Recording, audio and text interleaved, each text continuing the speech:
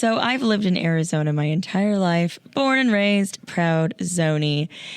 Living in Arizona, it's not one of those things like you see represented in film a lot. You know, like I feel like every movie is like, oh, they're in Chicago, they're in Los Angeles, they're in the big city of New York. But every once in a while you get a little Arizona in there. And I don't know if you guys remember this little blip of a movie called Eight-Legged Freaks. That's the spider movie. It's the spider movie. Oh my God, you sound so sensual, Hayley. I love it so much. Spider movie. It's the spider movie. Yeah, it's the spider movie with David Arquette, and it was filmed in Arizona. And I feel like it just represents the desperation and dry sadness and heat of Arizona very well.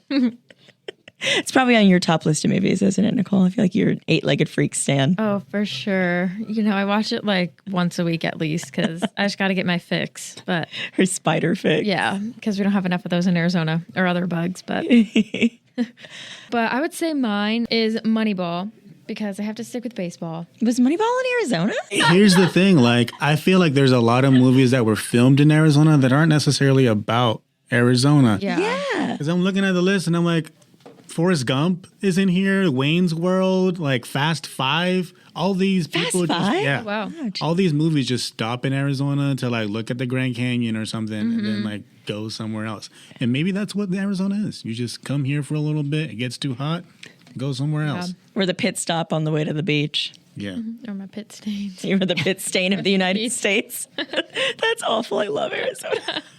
No, I just meant because it's so hot, like I get pit stains. Oh, yeah. No, we sweaty. Yeah, hyperhidrosis, me. Hashtag drink lots of water. Hashtag hyperhidrosis. But that's another thing too. Like, I didn't know that a lot of these movies were filmed in Arizona, so I didn't know that Arizona also had like cold places. I didn't know it snowed in the Grand Canyon or in Flagstaff, or I could feel winter weather in Arizona.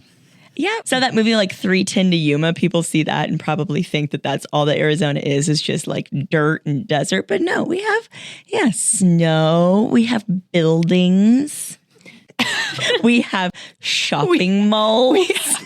We have nice buildings. Shopping malls are not going to last. We have shopping malls. I say in 2022. I think movies that highlight the best that Arizona has to offer are Noel, the Christmas movie. Oh, I loved that. Wasn't it movie. based in Los Angeles? It's set in Arizona. Forgot It's about that based one. here. Yeah, they the brother comes to Arizona to a yoga retreat to escape the North Pole. And they let you know that that movie's set in Arizona because the guy who's not quite her love interest wears either like a Diamondbacks t-shirt or a Suns t-shirt in every single scene.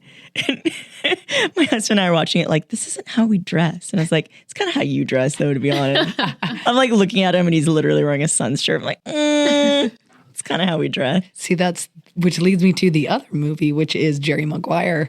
Because I feel like before Jerry Maguire, well, let's be real, even after Jerry Maguire, no one cared about the Cardinals. But at least, Jerry Maguire was made in a time when the Arizona Cardinals were, completely irrelevant.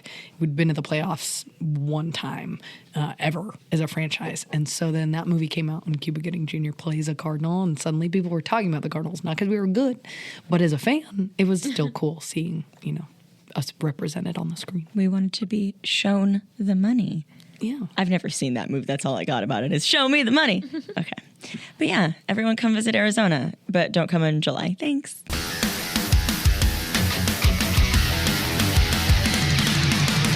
Fill me up with a bear full of monkeys, as I hate being bored, I hate being bored. Load me up cause I'm such a junkie, every day all I want is more. So entertain me right now. So entertain me right now.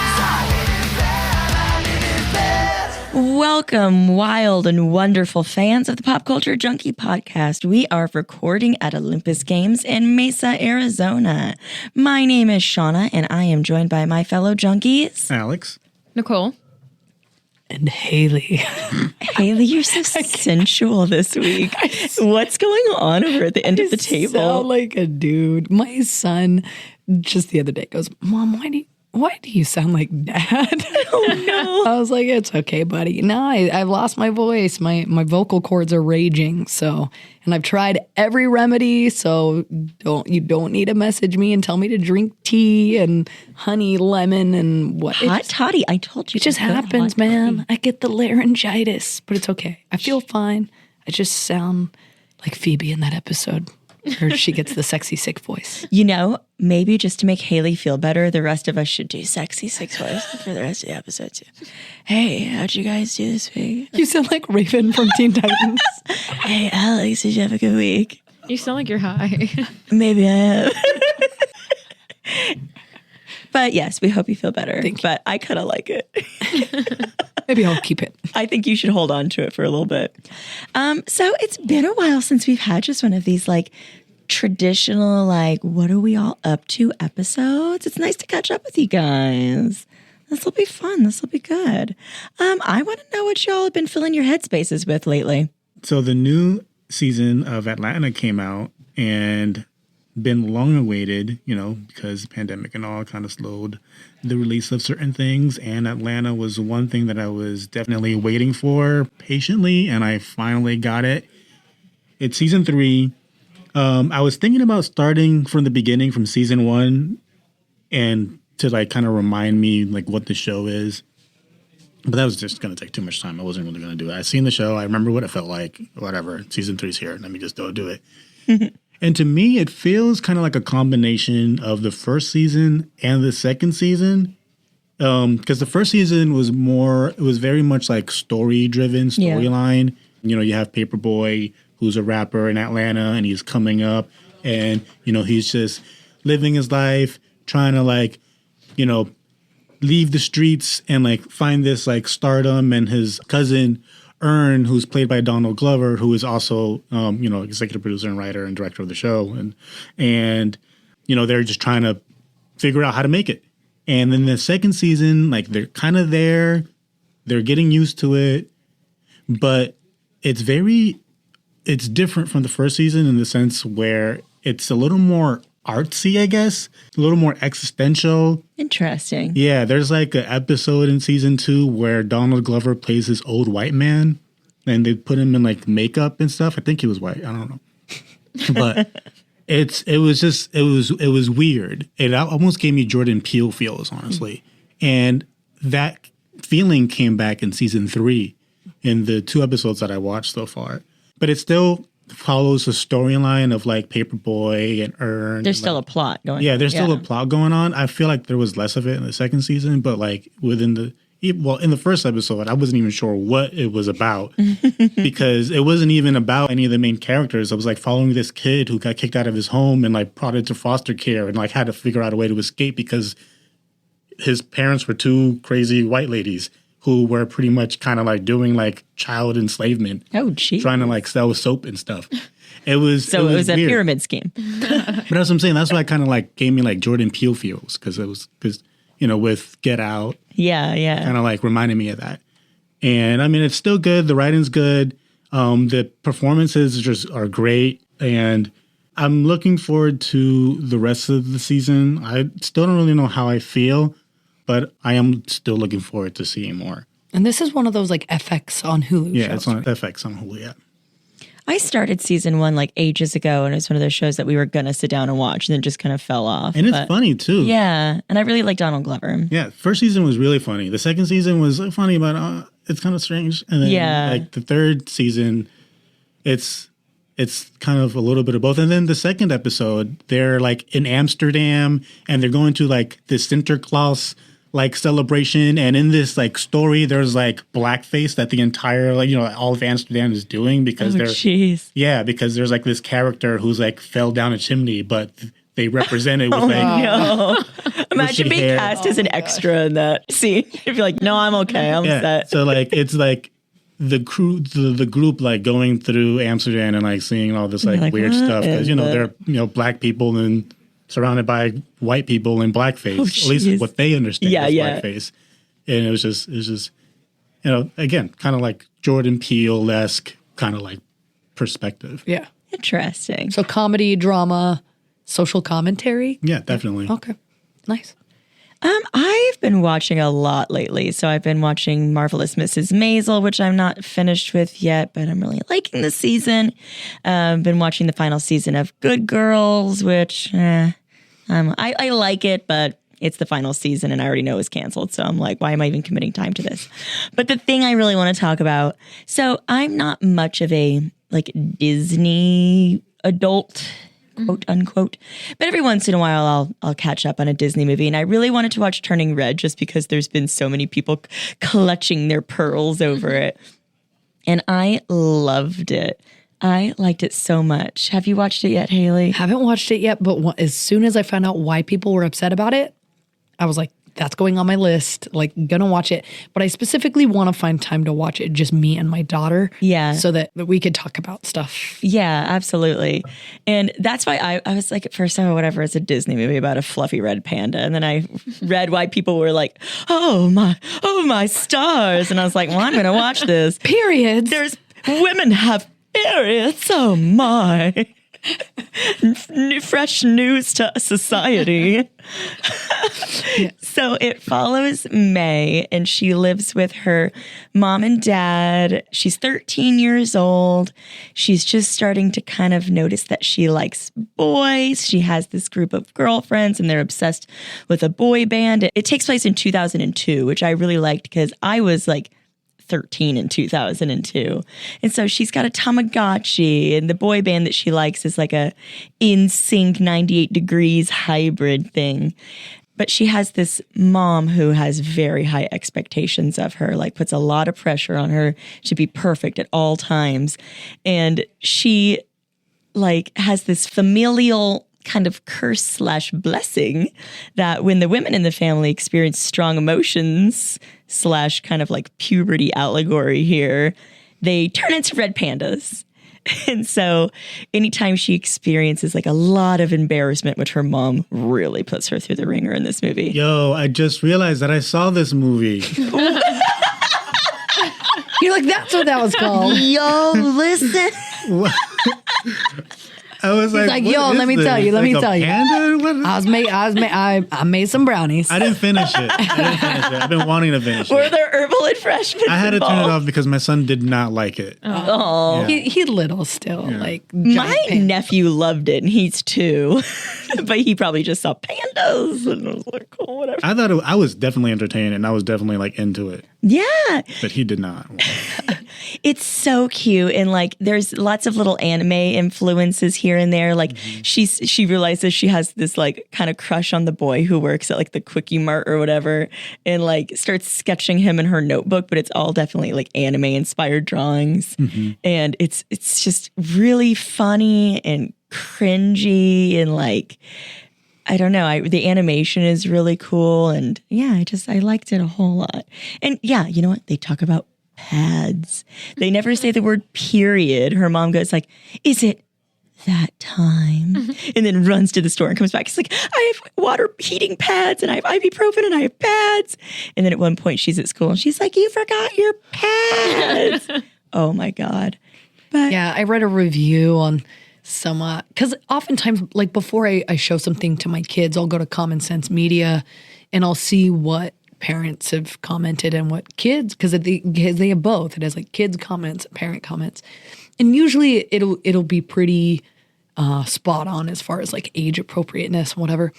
And this movie, man, brought out the crazies. Like It's so there was just so funny. much like I had to explain what a period was to my 7-year-old son, and I shouldn't have had to Good. do that. And I was like, except girls can start their periods when they're 8 years old. So like, yeah, you should be having that conversation with your Yeah. Yeah, you 7-year-old should son. be. Absolutely. Yeah, especially if Like- you're gonna like make babies and stuff. You got to know like ovulation and all that stuff. Yeah. yeah, like how do you just That's the only word I know. good job.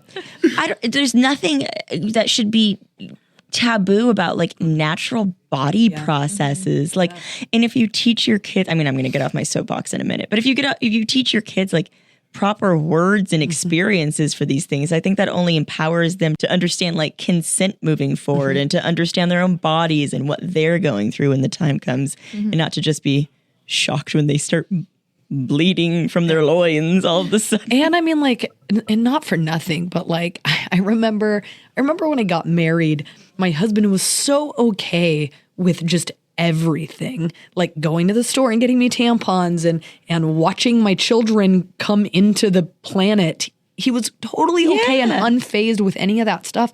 And I remember thinking, like, who are you, this magical unicorn guy that isn't grossed out by this stuff? Because I always thought guys get grossed out by all that. And he's like, I grew up with a bunch of sisters. I've been around this stuff like my whole life. Yeah. And it was in that minute that I was like, my son is not getting shielded from any of this stuff. Yeah. Because, like, I don't know, we're not shielded from anything else. I'm not shielded by, like, farts and stuff. So why are we shielded? It just doesn't make sense to me. Yeah, I think they're just period stigma needs to go away. And anybody listening who like has a partner who bleeds down there, and if you're like, ew, they want me to buy them tampons, like, and you're being grossed out by that, like, dump him. Like that's Red flag, pun intended. Major red flag. So I will pop turning red. I've been watching 2 Apple TV shows that I think are actually really good. The first one I watched and finished completely is called Afterparty, and has a really good cast, actually. It has Dave Franco, has Tiffany Haddish. I've never even heard of this. I haven't heard of it either, but when I was working at the golf course, there was a shack that we didn't have Wi-Fi or anything, so I had to download Apple TV shows because that was kind of like the only thing I knew how to do. The only way to watch TV at work. Yeah. Nicole works in a shack all day. So, not anymore. I quit. Okay. Anyways, no, but I watched this show because I love Tiffany Haddish, and I was like, okay, I'll watch it. It has her in it. It's about a high school who has their 15th year reunion, and afterwards they have a party at a former student's house. An after party. Yeah, and so the student that is holding the after party, he's a famous like pop star. So he has this nice mansion on the beach in California, and in the middle of the party, he is thrown off his balcony and dies. And so the show is pretty much based on trying to figure out who killed him. And Tiffany Haddish is the lead detective in the show. And each episode is a different character telling their story. Yeah, that's what I thought it was cool about it. I didn't finish watching it either, but I finished it. What's it on Apple TV? Apple TV. Yeah. It is actually. Have you not noticed that Apple TV is the only thing that Nicole's been watching recently? Yeah. But it's so funny. I highly recommend it. I was not expecting it to be like kind of funny. I was expecting it to be more serious, but it's so funny. Tiffany Haddish plays a great role because technically she's not supposed to be leading the case. She was kind of just supposed to go there, see what happened, and then kind of dip. But she's like, no, I'm going to finish this case, because you'll see more so in the episode when it's her episode why she's so adamant about figuring out who did it. But it's so funny. She just gets into these people's heads and she's like, oh, so like you guys were kissing? Like what happened after that? Are you guys dating now? And she goes totally off topic on some people. What I like about it too is how every episode is the person telling their side of the story. It becomes a different sort of like cinematic experience, I guess. Yeah. Interesting. Yeah, like there's one episode, it's an animated episode, and I actually really like that one because you could do so many different things with it. So I would definitely pop Afterparty on Apple TV if you have it. But You said it's their 15-year I anniversary. think it's 15 years. Yeah, it's 10 or 15. Yeah, I pulled up the cast. It's Tiffany Haddish, Sam Richardson, Zoe Chow, Ben Schwartz, Oh, I like Ben Schwartz. Ike Barinholtz, Alana Glazer, like Dave Franco. Yeah, Dave Franco. There's a lot of like It's a pretty good cast. good comedians in there, like I was funny people. dying laughing at work and don't know how golfers didn't come up to me like, are you okay? I just realized that I graduated high school 15 years ago, so now I'm feeling elderly. But also, no one actually has 15-year anniversaries. Yeah. So, like I said, it could be not 15, but I don't know why 15's popping in my head. Then the other show I watched was Well, I haven't finished it yet, but I've started it, and it's called Physical on Apple TV. Apple TV, sponsor us. But Now on it is yes, it's about a woman who is played by Rose Byrne. Oh, I like Rose Byrne. I really like her, so that's what drew me to the show, because looking at the poster for the show, I was not interested, but I was like, I like her, so we'll give it a chance. It's about her and her life. It's based in the 1980s in San Diego, and behind closed doors and in her house, she's really in her head with an eating disorder and thinking that she's not good enough when literally in the show she's absolutely perfect. And she's comparing herself to other women, or she'll see heavier women and be like, how can you look like that? Blah, blah, blah. Like and it's just like, I don't know, it really opens your eyes because women do deal with this all the time. Not just women, people deal with this all the time. And so it looks like she's living this perfect life. She has a daughter, a husband, but in her head, she's just not doing well. And her husband loses his job as a professor at a college. And he tries to run for some type of position in like the government or whatever. And so he's trying to run his campaign. She ends up becoming an aerobics instructor to get some money. That's kind of all I've gotten so far. It's actually really good. I'd probably pop it. I'm going to finish it out. I don't work at the golf course anymore, so I got to kind of just watch it at home. I don't have that to do, but you know, it's okay. We'll work it out. We'll make it work. We'll watch the TV. I think Apple TV is like underrated, or at least like underestimated It really in like what it is. has. I think part of it is because it's so new still. Did you watch that show, Foundation? I remember you were talking about I was waiting for you to watch it first. No, my dad started watching it actually, and he was like, he got like 3 episodes in, and I think he gave up. He's like, it was just so slow. Oh. And like, I still want to watch it. It got renewed for a second season, so I still want to watch it, but it definitely gives off like deep sci-fi vibes, you know, where you're like getting into this like space opera, and that's like, I got to be in a specific state of mind to want to watch something kind of slow and serious. Like that's the same reason why I haven't watched Dune yet. It's like my life is just so fast paced. So I need something that is like 20 minutes and funny and easy to digest, which leads me to what I watched. Please be Dollface. Please be Dollface. No, not yet. Damn it, Hayley. Dang it. No, so I, in 3 days, watched Our Flag Means Death, which is on HBO Max. And it is a historical romantic pirate comedy. Historical romantic gay pirate comedy. Correct. Yes. So Rhys Darby and Taika Waititi are the 2 leads. Rhys Darby plays Stede Bonnet, who nicknames himself the Gentleman Pirate. He leaves his wife and kids and What a gentleman. strikes out. Well, yeah. But he leaves them all of his money. They're very wealthy. He leaves them all of his money. And he goes and he strikes out on a pirate ship. And he grabs the most random crew of people who none of which have ever been pirates before, except one who says he's been a pirate, but he really hasn't. And they set out on the high seas, and they're terrible. Their first conquest, I think they steal like a house plant. Like they're just terrible, terrible. And eventually they end up being boarded by Blackbeard, the one and only, who's played by Taika Waititi. And the plot of the show, I called it from the very beginning. So I was very proud of myself because I was like, he left his wife and kids because he's gay, and he's going out on the high seas with a bunch of men because they're gay. And but it doesn't give that away right away. But you see it play out, and there's a non-binary character and multiple gay characters and Gay pirate orgy. Gay pirates who end up falling in love. So Stede and Blackbeard end up falling for one another, and it plays out over the course of these 10 episodes. But then there's a big old twist at the ending, which I won't talk about. And so it builds up over these 10 episodes, and it was infectious. Like, it was just so What is this on? fun. HBO Max. Okay. And I mean, if you like Flight of the Conchords and you like What We Do in the Shadows, and you like that Taika Waititi brand of humor where there's a lot of improvising and a lot of kind of subtle humor. And admittedly, for the first 3 episodes, I was like, what is the vibe of this? Like, I was like, are they trying to be serious?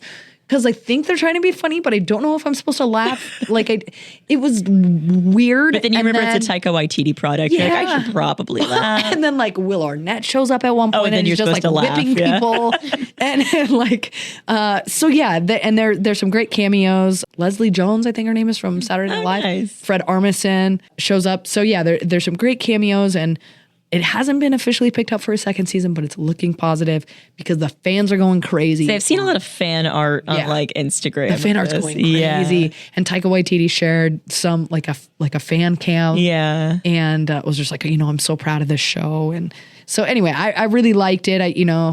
The cast is incredibly diverse, and it's just great for visibility. And like Schitt's Creek, the sexuality of the characters is not Something everyone's like, oh my God, you're gay. They're just gay. exactly. It's not like it's not made a thing. It's just not made a point. It's just very normal and very natural, I think, as it should be viewed in the society in which we live, and we know isn't always. And that's not to say that there aren't characters who aren't, inserting their ignorant views of things, but it's just kind of widely accepted. It's not, oh my gosh, these two can't be together. They're men. Even, oh man, I don't want to spoil too much, but there's a great coming out scene, I suppose. And it's one of those scenes where you're like, it should always be like that. So yeah, I can't talk good enough about Our Flag Man's Death. And it's 10 episodes, like 20 minutes each. So quick binge. And then the other thing that I checked out this week was on a completely opposite spectrum. Is it really? Maybe, It's still maybe gay not. pirates. No, dude, he is. Oh, wow.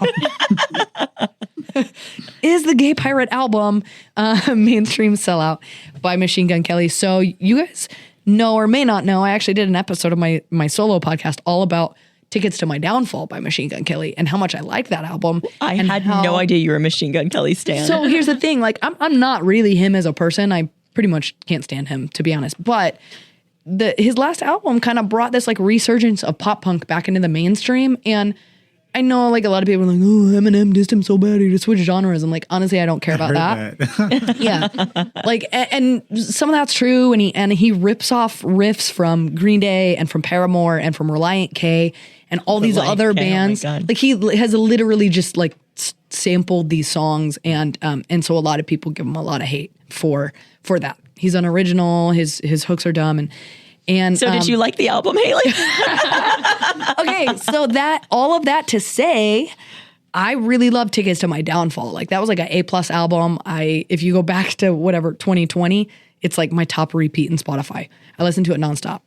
So this album, I had high hopes until that emo girl song came out, and then I was like, oh crap, everything that they said about MGK is like correct.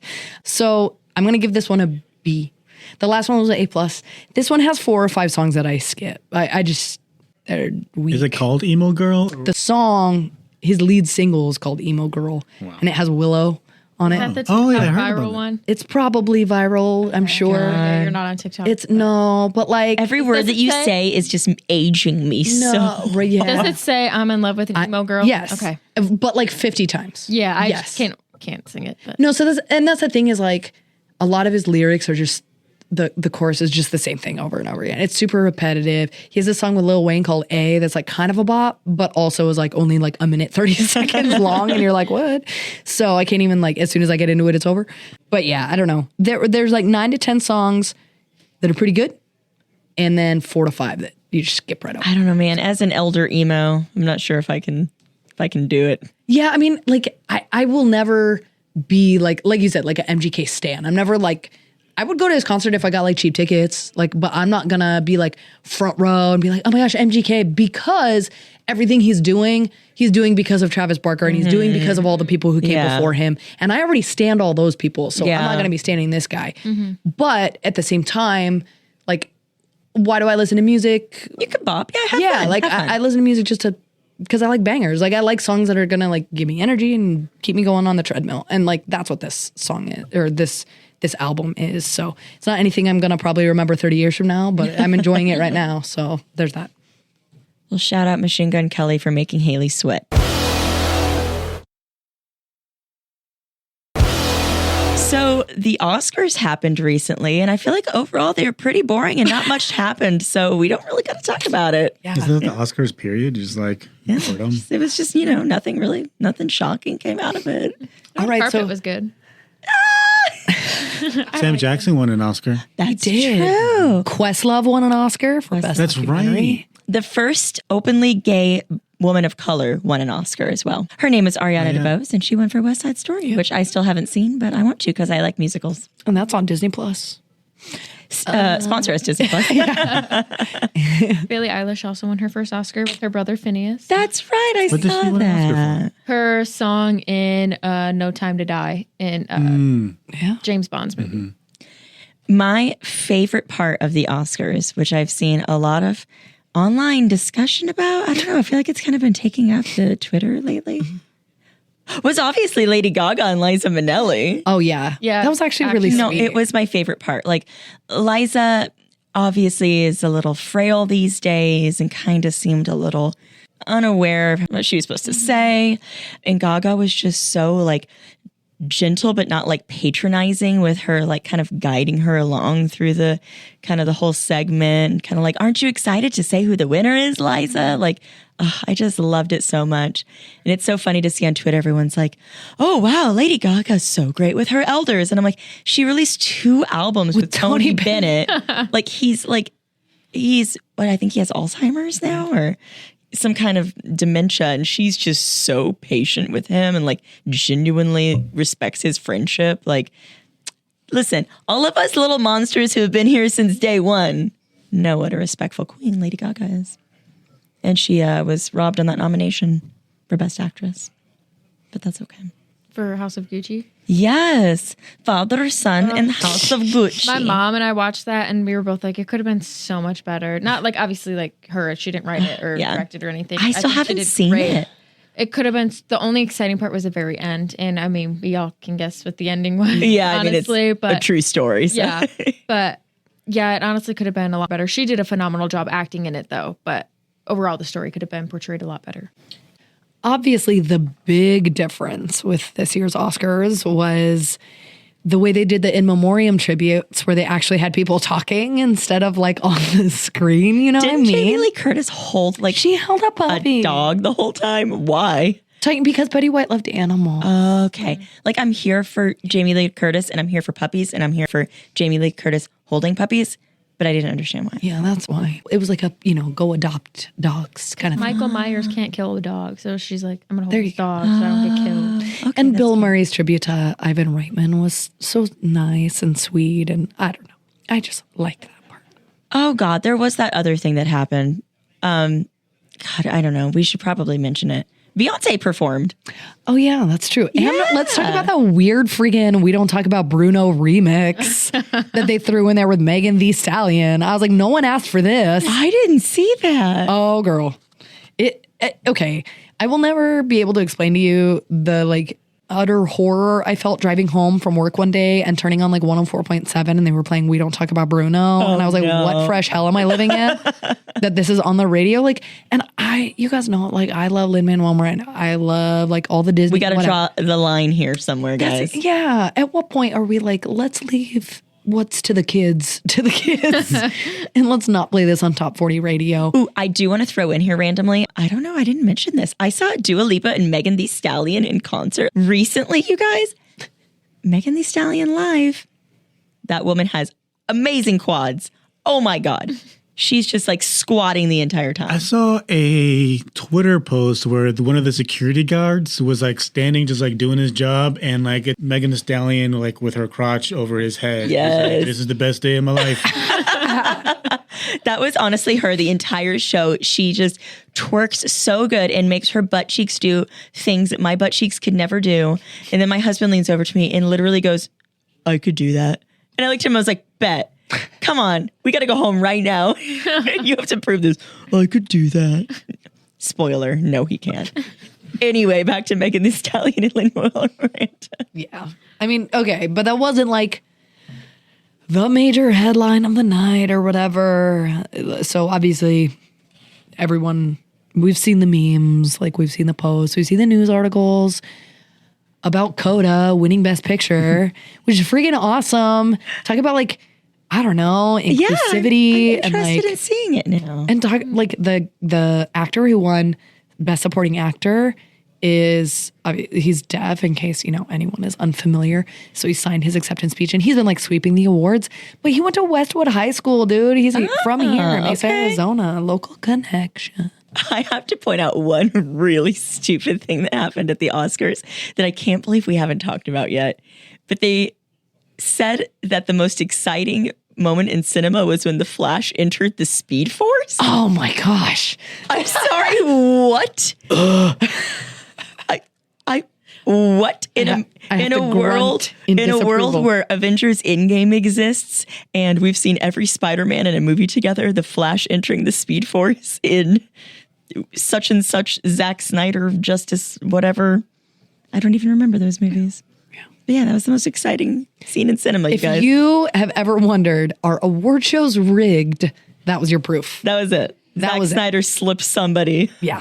a couple $100,000 backstage. Like, the Flash enters the Speed Force, you guys. Well, and that's exactly how these award shows are put together. Like, ever since I know I talked about this, but there's that episode of Adam Ruins Everything where he talks about Adam Ruins the award show. Yeah. And that's exactly what it is. It's all about money. It's like paying people in the Academy to vote for their film.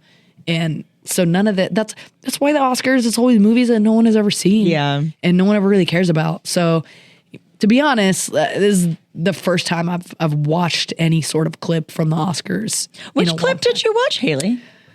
Well, you know, You know, the one. the clip.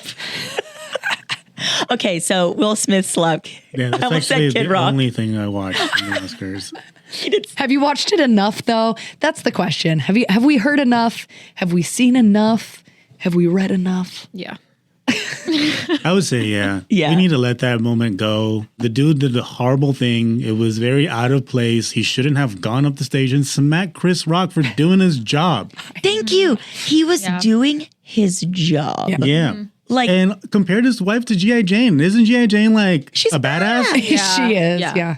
Okay, my thing is though, when you watch it, you see Will Smith laughing at the joke, and Jada Pinkett Smith is like pissed off about it. So I think Will was okay with it, and then Until he looks he's- at yeah. Jada, and he's like, "Oh crap, she didn't like that. Let me go up and do something about it." And in my head, I'm like, he didn't even write the joke. Yeah, he was just reading off the teleprompter that's in front of him.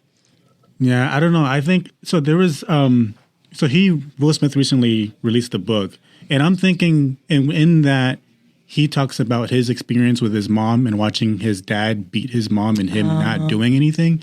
So I feel part of this is some kind of trauma that was like released in that moment. And I think there's like things that we don't know. All we see is him going up and smacking Chris Rock, which again shouldn't have happened. Like that is messed up. Like all he's doing is doing his job, making jokes. a pretty tame joke at It's that. pretty tame joke. Like I said, J&J, like she's pretty awesome. And it's pretty outdated joke, too. Yeah. But I can just to like play like devil's advocate or whatever, but like I can see where like that trauma is. And also like Jada Pinkett Smith has kind of like been even like in the whole social media entanglement, like she basically in a way kind of emasculated Will Smith publicly. Oh, totally. I think that was part of it, too, is he's kind of trying to reclaim some kind of moment of power or something. And I get like, I didn't mean to cut you off, but like her alopecia that she struggles with too. And like, I get people who are saying, oh, Chris Rock shouldn't joke about that. But it's not like he was like, I didn't know she had alopecia. I didn't He either. didn't know she like. Right. I don't watch Red Table Talk. exactly. Sorry, guys. It's not like Chris Rock was like, she has alopecia. I'm going to make an alopecia. Yeah. I Yeah. don't And I don't follow her on socials. Like I didn't know either. And like here's how, because I've been reading like so many takes. Even like Tiffany Haddish, I think was like was saying something like She was backing Will Smith though. Yeah. yeah, she was like, oh, good for him, and that G.I. Jane joke was out of pocket, and saying like, She was like, I hope I could find a man that loves me like that. I'm like I get defending Black women and standing up for them, which is what something like a point that she made too, and like I am here for that. But you also don't want to take the power away from women in saying like, so you're not allowed to make fun of women anymore at awards shows, or their man has to go up there and slap someone. Like, Yeah. well, and so like I have a friend who like he's got an autoimmune disorder, and he brought up, he's like, like it was good to see someone like stand up for people with disabilities, and I was like, is alopecia a disability, dude? And because he's the one, he's got several disabilities, and he's like, I would consider it, because if there's a point where your body is not able to do something that it's supposed to do, then that's a disability. Yeah. And I was like, okay, like I appreciate that take as someone who has a disability, taking that take. Yeah. I appreciate a Black woman taking Will and Jada's side and representing that. I appreciate people bringing their own experiences and Yeah. their own views and stuff to that. And then at the same time, like you can think Chris Rock's joke was out of pocket, and be like, oh, he shouldn't have said that. And also think that Will shouldn't have freaking decked him on the stage at the Oscars. Yeah. Like, I feel like both things can be true. You know what I mean? That's why I Yeah. feel like this is such a conflicting situation. Because there's Exactly. like so many layers. There's like the whole trauma thing. There's like the patronizing, like of the women thing, you know, like. Go protect the woman Yeah, like, folk. Yeah. like what did Jada ask him to like do that? Like, She might have. maybe. Well, and that's the thing too. Like there's all these jokes. I've seen all these jokes that are like, oh, August would get up there and Or it's like hit him Tupac would have shot or him. Tupac. But I've seen a lot of stuff, and I thought, you know what? Like we joke about that, but also, like you said, Alex, like I don't know what goes on behind the scenes, Yep. and their marriage has been like rocky as hell. At least to me, it seems that way Yeah. for a while. And so, like you said, like emasculating him or whatever. Imagine some of his like insecurities like that could just be running in his head. But, Yeah. you know, I also give props to Chris Rock for handling it the way he did.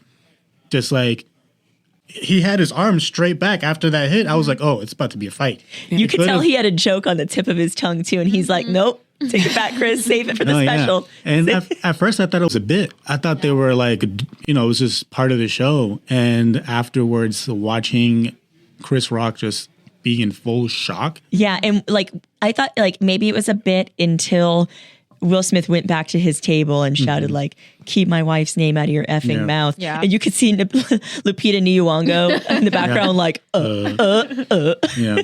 And like even as an actor too, I see Will Smith as somebody who who really becomes the characters. Yeah, And I know that later he talks about like King Richard and like kind of like showing similarities. And in a sense, I can understand that because as an actor, I feel that's how you really make the best you of your immerse performance. yourself in it. You immerse yourself in it. You find how you relate to the character so that you can portray that part of it.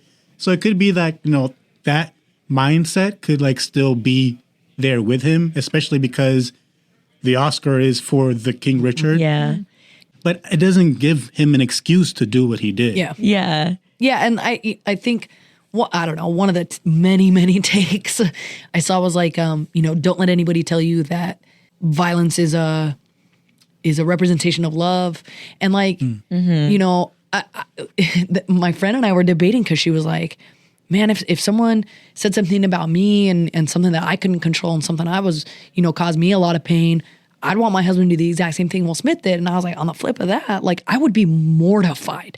I would never look at my husband the Yeah. same way if he did something because of something somebody said, right? Yeah. If they did something, if there's if a somebody physical like threat, that's a touches whole me, different then thing. and my husband goes and kicks his ass, then sure. Yeah, it's a whole different Yeah. thing, right?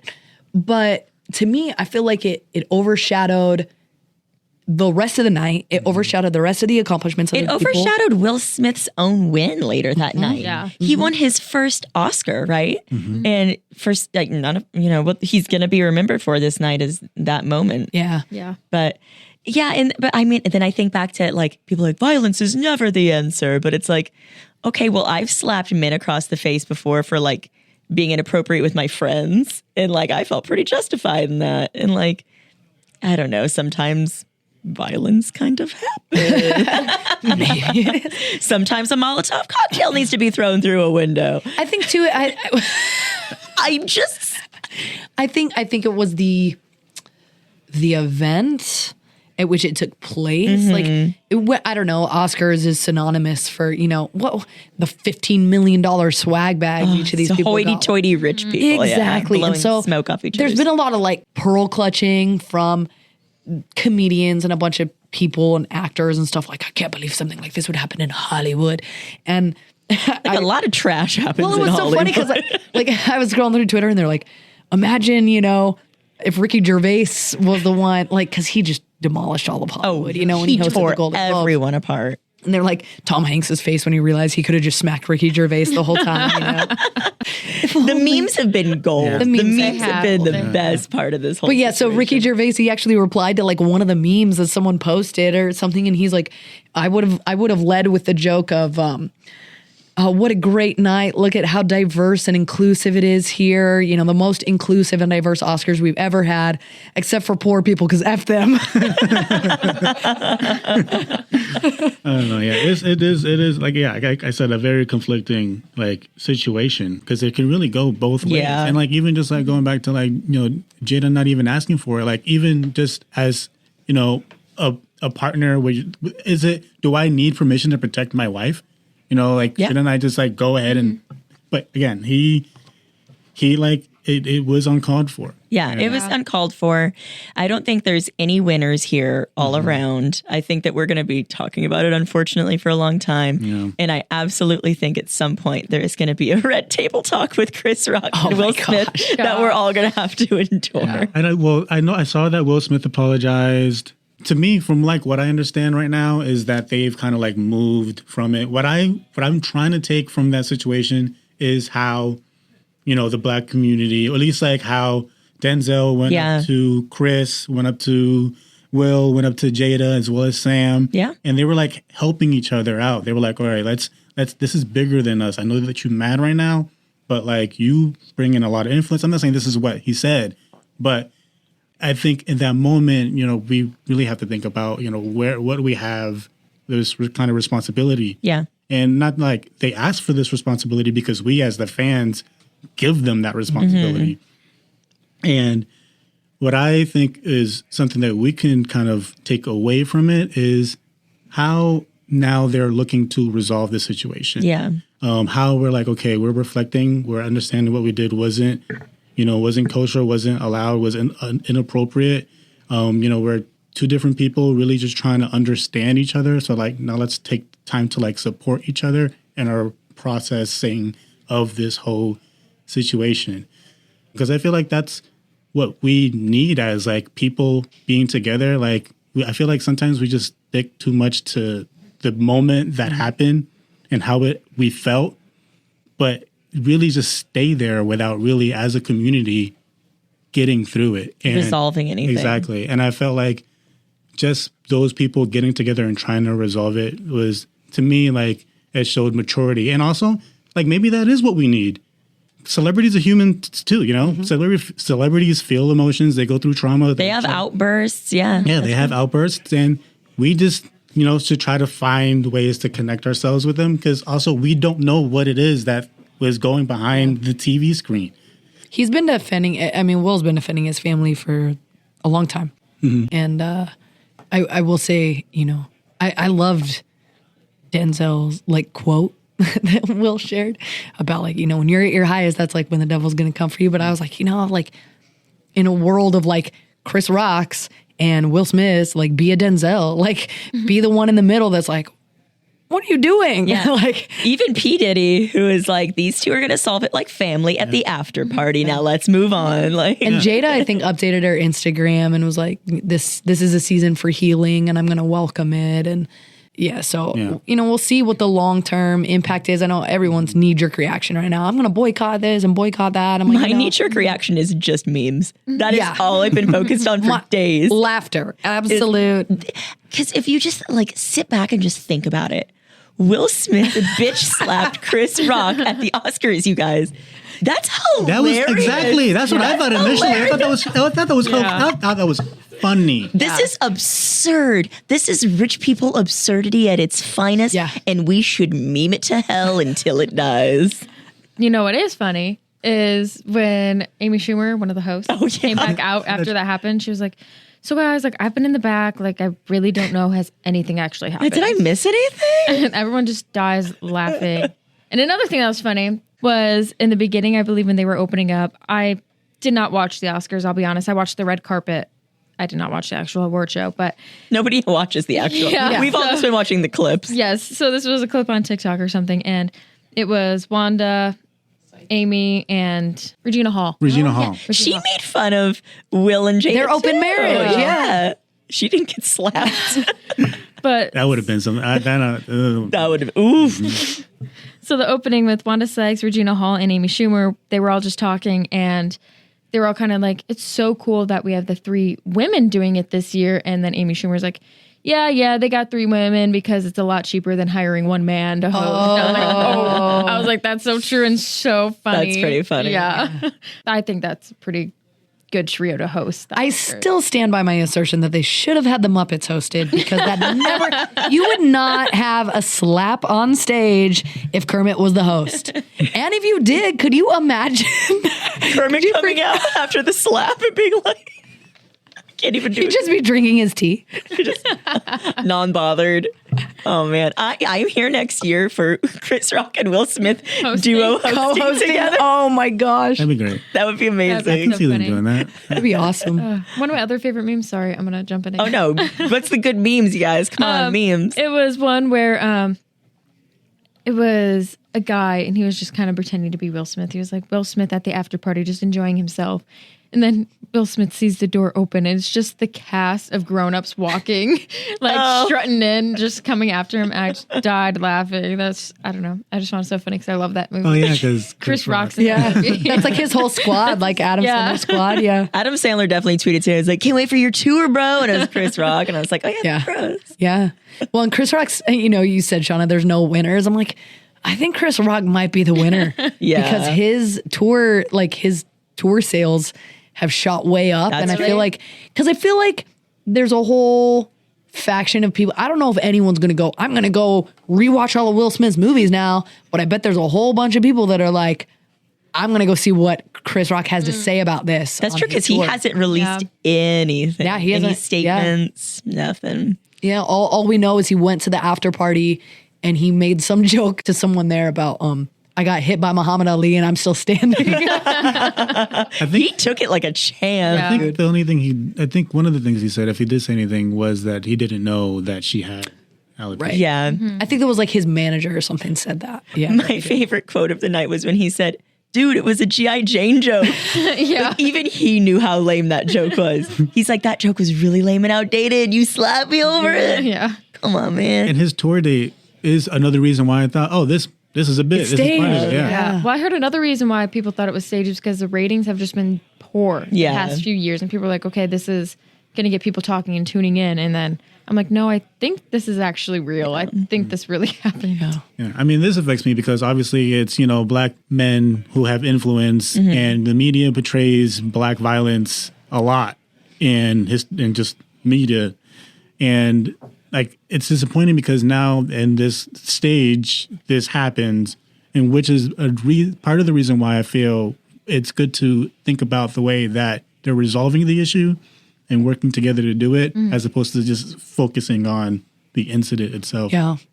And I Well mean, said. the next day, Ezra Miller is arrested in a karaoke bar for like punching a woman. And I don't see a lot of people like clutching their pearls because why? Because they're white? Because they're a skinny white person. Exactly. So, if we're gonna be, so in shock over the slap, Over why are we not violence. equally, as disturbed by a level of violence done on a greater, more harmful scale? Yep. Yeah, because to a it stranger in Exactly. public. Yeah. So and I feel like I there's definitely this double standard where it's like, granted, it was on the Oscar stage and it was front and center, but at the same time, it's like, let's quit pretending like this is the worst thing that anyone has ever done in the Yeah. history. Dude, I know. I've been seeing that clip lately of Marlon Brando's acceptance speech in the 70s where he had a Native American woman walk up and like accept the award on his behalf. And she talked about the mistreatment of like Native Americans in Hollywood and people were booing her. Like Clint Eastwood, had to like make fun of her afterwards. I think and- John Wayne was about to run up to the stage. Yeah, he's gonna kick her ass. Luckily, security stopped her. But But, talk like, about even then, ugly like- history. Security didn't stop Will. Also, you wouldn't have expected that from Will. Yeah. True. That's another thing. Like, he's Yeah. probably just gonna. And he was sitting right there. That's Yeah. true. Right by the He got up Yeah. there fast. Yeah, he did. One was second, he's like laughing, and then it cuts to Yeah, him. that's what I was like, what? Dude, shout out to Marlon Brando for like always being a real one. Oh, he's one of my favorite actors. For real though, John Wayne and Clint Eastwood can kick rocks. Please don't. How is Clint Eastwood still alive? Dude, right? Oh, That dude's old like, what, 97 or racist something? dude, honestly. Well, I think that just about wraps it up, you guys. This was good. This was a great conversation. I missed our riffs. Man, people should slap each other more often.